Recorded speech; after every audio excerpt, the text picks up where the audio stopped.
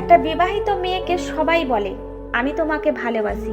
একটা বিবাহিত মেয়েকে সবাই স্বপ্ন দেখায় যে আমি তোমাকে অনেক ভালোবাসি, আমি তোমাকে মনের রাজরানী করে রাখবো।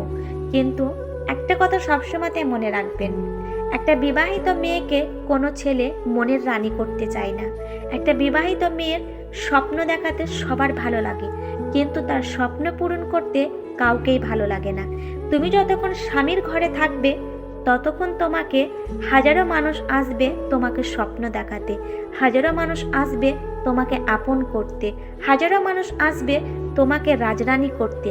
কিন্তু যখন তুমি স্বামীর ঘর ছেড়ে দিবে তখনই তুমি বুঝতে পারবে কোনো ছেলেই তোমাকে আপন করবে না। মাসের দায়িত্ব সবাই নিতে পারলেও সারা জীবনের দায়িত্ব একমাত্র স্বামী ছাড়া কেউ নেবে না। স্বামীর ঘরে অভাব থাক, কষ্ট থাক, দুঃখ থাক, তবুও সেই স্বামীরই সংসার করা অনেক ভালো। তাতে করে সমাজের কাছে তুমি মাথা উঁচু করে বাঁচতে পারবে যে না, আমার স্বামীর কাছেই আমি আছি। আর তুমি যদি কোনো বড়লোক ছেলের পাল্লায় পড়ে গিয়ে মনে করো আমি একটু স্বাধীন খুঁজে নিব, তো তুমি সমাজের সামনে কখনো মাথা উঁচু করে বাঁচতে পারবে না। সমাজ তোমাকে এটাই বলবে, স্বামীর সংসার ধুয়ে ফুর্তি করার জন্য একটা বড়লোক ছেলের সঙ্গে পালিয়ে গেছে। স্বামী যদি ভিখারি হয় তবুও তোমার সম্মান আছে।